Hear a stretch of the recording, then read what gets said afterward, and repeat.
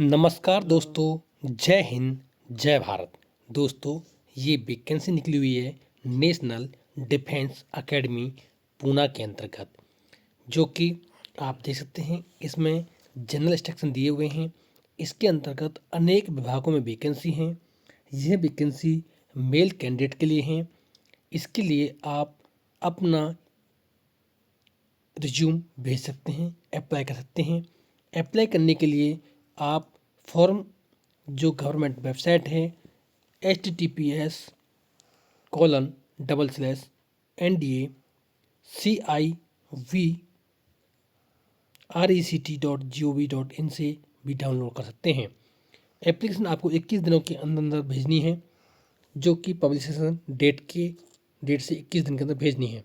दोस्तों, इस वीडियो के माध्यम से मैं आपको इस वैकेंसी से संबंधित पूरी जानकारी दूंगा। आप किस प्रकार से अप्लाई कर सकते हैं, कितनी वैकेंसी हैं, कितनी छूट मिलेगी, साथ ही भूतपूर्व सैनिकों के जो डिपेंडेंट हैं उन्हें क्या लाभ इसमें मिलने वाला है, सारी जानकारी इसमें दी जाएगी। दोस्तों, आपसे नम्र निवेदन है, ये वीडियो अपने तक सीमित न रखें, ज़्यादा से ज़्यादा दोस्तों को शेयर करें ताकि वो भी इस तरह की वैकेंसियों का लाभ उठा सकें। दोस्तों, यहाँ पे जो भी वैकेंसी आती है वो नोटिफिकेशन के आधार पर ही आती है। दोस्तों, जैसा कि आप देख पा रहे हैं, ये क्लियर इसमें दिया हुआ है जो वैकेंसी हैं। इसके अंदर अनेक विभाग हैं, जैसे कि एलडीसी के लिए 18 से 27 की उम्र मांगी गई है। साथ ही 12th पास मांगा गया है। स्किल टेस्ट में आपका टाइपिंग होगा, स्पीड टेस्ट होगा, इंग्लिश वर्ड के अंतर्गत और हिंदी के अंदर कंप्यूटर पर होगा, जो कि 10 मिनट का लिया जाएगा। लगभग इसके अंतर्गत 9,000 की या 10,500 की तक आपको एवरेज देखा जाएगा। साथ ही अगला पद है पेंटर का। 18 से 25 साल रहेगी, 12th पास होना चाहिए, 2 साल का एक्सपीरियंस होना चाहिए। कहीं पर भी ऑर्गेनाइजेशन के अंदर आपने अंडरटेकिंग में इस ट्रेड में काम किया हो, या फिर इंडस्ट्रियल ट्रेनिंग इंस्टीट्यूट यानी ITI कर रखी हो आपने, और साथ ही 2 साल का एक्सपीरियंस भी आपको होना चाहिए। अगला पद है ड्राफ्टमैन का। ड्राफ्टमैन के लिए 18 से 27 साल उम्र मांगी गई है, 12th पास मांगा गया है। साथ ही डिप्लोमा होना चाहिए ड्राफ्टमैनशिप के अंतर्गत, या फिर आपने ITI कर रखी हो, या 2 साल का एक्सपीरियंस हो किसी भी ऑर्गेनाइजेशन के अंतर्गत। अगला पद है सिविल मोटर ड्राइवर का।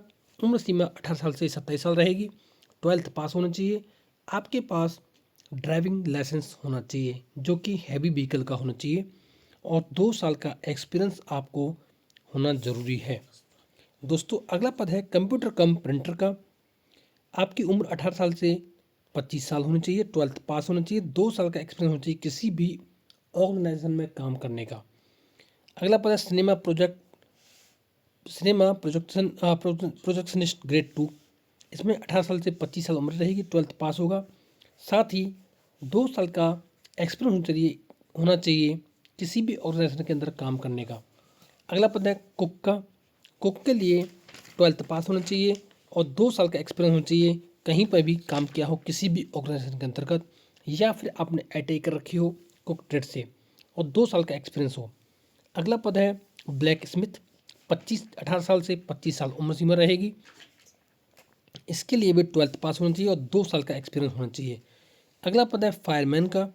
फायरमैन के लिए जो मांगा गया है इस प्रकार से है, 12th पास होना चाहिए, साथ ही हैवी मोटर ड्राइविंग लाइसेंस आपको होना चाहिए और सर्टिफिकेट होना चाहिए मिनिमम 6 महीने का। आपने 6 महीने के लिए कहीं पे भी काम किया हो, किसी फाइटिंग में या टेलर फायर पंप है, या फिर किसी भी ऑर्गेनाइजेशन के अंतर्गत।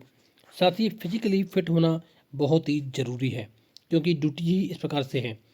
इसके लिए 1 ईयर का एक्सपीरियंस होना चाहिए। साथ ही टेस्ट और आपका फिजिकल टेस्ट जो होगा इस प्रकार से होगा फायरमैन के लिए, जिसमें हाइट होगी 165 सेंटीमीटर,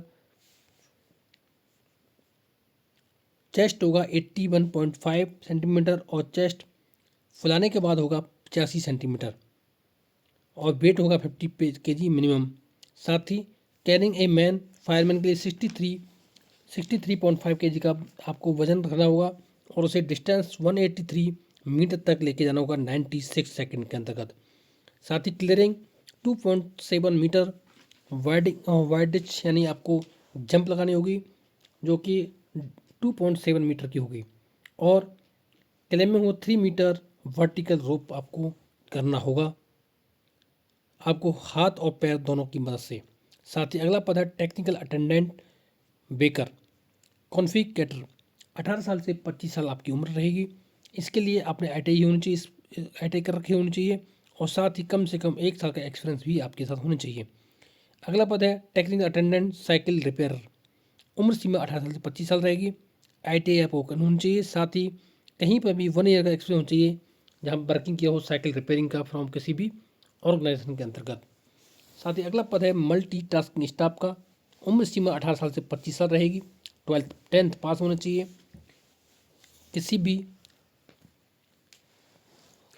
भी रिकॉग्नाइज इंस्टीट्यूट से। आपकी उम्र सीमा की बात करते हैं छूट की, कितनी छूट इसमें किसको मिलने वाली है। जो एज रिलैक्सेशन है 5 साल की छूट रहेगी SC ST OBC के के लिए, और 3 साल की रहेगी OBC के लिए। और साथ ही फिजिकल हैंडीकैप्ड और एक्समैन और सेंट्रल गवर्नमेंट सर्वेंट जो रहेंगे उनको एज पर गवर्नमेंट रूल छूट दी जाएगी। साथ ही SC ST की जो छूट है, SC ST OBC जो कैंडिडेट हैं उन्हें unreserve post no age relaxation जो है रहेगा अगर वो अनरिजर्व पोस्ट में अप्लाई करते हैं तो। साथ ही no age concession admission the son of daughter dependent of expression, जो हमारे भूतपूर्व सैनिक हैं उनके डिपेंडेंट हैं उनको कोई एज में छूट नहीं दी जाएगी। साथ ही एज रिलैक्सेशन रहेगी आपकी उम्र सीमा डोमिसाइल अगर आपने जम्मू कश्मीर का है और उसके 1 जनवरी 1980 से लेकर 31 दिसंबर 1989 के बीच में है तो आपको 5 साल की छूट दी जाएगी। साथ ही रिजर्वेशन की बात करते हैं, SC ST कैंडिडेट जो कि अंगेस्ट रिजर्व कैटेगरी के अंदर आते हैं उन्हें बैलेट सर्टिफिकेट दिखाना होगा, तब उन्हें छूट दी जाएगी। EWS और जो हमारे भूतपूर्व सैनिक हैं जो कैंडिडेट सिलेक्टेड फिजिकल हैंडीकैप्ड या एक्सप्रेशन कोटा से प्लेस कर रहे हैं उन्हें first and adjusted against the responsive category जो उनकी कैटेगरी होगी, यानी अगर हमारे भूतपूर्व सैनिक हैं वो इसमें अप्लाई कर रहे हैं और वो जनरल कैटेगरी से हैं तो जनरल में आएंगे, अगर वो OBC हैं तो OBC में होंगे, और SC ST में हैं तो SC ST में ही उनको काट दिया जाएगा और उसी कोटे में से उनको भर्ती किया जाएगा। इसके अलावा इसके अंतर्गत जो पर्सन बेंचमार्क डिसेबिलिटी है PWBD उन्हें 40% और मोर छूट दी जाती है।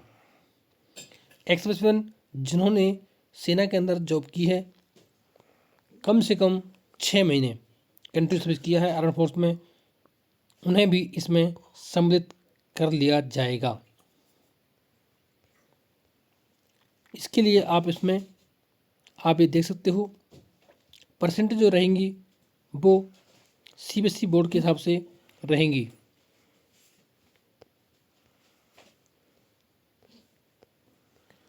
सिक्योरिटी और शॉर्ट लिस्टेड जो रहेंगी एप्लीकेशन मेरिट के आधार पर होंगी, जिनकी मेरिट अच्छी आएगी उन्हें पहले सेलेक्ट किया जाएगा। अगर आपने कुछ जो अपने फॉर्म फिलअप किया है उसमें कुछ कमी है तो आपका फॉर्म रिजेक्शन लिस्ट में डाल दिया जाएगा, इसलिए आप फॉर्म भरते समय इसी का विशेष ध्यान रखें। आपका सिलेबस ऑफ रिटन एग्जाम होगा जो कि क्वेश्चन जनरल इंटेलिजेंस के होंगे, रीजनिंग के होंगे, और non verbal conditioning of function, उसके बाद न्यूमेरिकल एप्टीट्यूड भी होगा, जनरल इंग्लिश भी होगी। तो इस प्रकार से आपको इंग्लिश मैथ साइंस के हिसाब से एग्जाम होगा जो कि 10th लेवल का होगा। उसके बाद आपके डॉक्यूमेंट चेक किए जाएंगे, वेरीफाई किए जाएंगे, और डॉक्यूमेंट के बाद आपको एक्सपीरियंस जो कैंडिडेट हैं उनको अपना डिस्चार्ज सर्टिफिकेट लाना अनिवार्य होगा,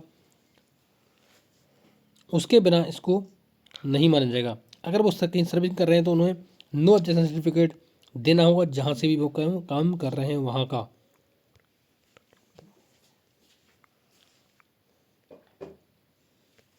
तो दोस्तों ये जो मुख्य मुख्य बातें थी इस वैकेंसी में, जैसा कि आप देख पा रहे हैं पूरा इसका नोटिफिकेशन मैं आपको सारा नोटिफिकेशन दिखा रहा हूँ ताकि आपकी जो समस्याएं हैं, जो आपके डाउट हैं वो दूर हो सकें और आप इसके लिए फॉर्म अप्लाई कर इसका लाभ उठा सकें। ये जो फॉर्मेट दिए गए हैं जो कि ऑलरेडी हर स्टेट के होते हैं, वो अपने हिसाब से अप्लाई कर सकते हैं, लेकिन इन्होंने एक फॉर्मेट दिया है, इस प्रकार से होना चाहिए। डिसेबल्ड सर्टिफिकेट इस प्रकार से रहेगा, ये आप देख सकते हो। ये थे फॉर्म पूरे, और ये थी इस वीडियो की इस वैकेंसी संबंधित जानकारी। दोस्तों ऐसी जानकारी मैं यहाँ पर देता रहता हूँ। दोस्तों आपसे अनुरोध है कि अगर आप यहाँ पर नए हैं तो इस चैनल को सब्सक्राइब करें, साथ ही दोस्तों को शेयर करना ना भूलें। आपके एक शेयर करने से किसी भाई के जीवन में खुशियाँ आ सकती हैं। तो थैंक यू दोस्तों। जय हिंद, जय भारत।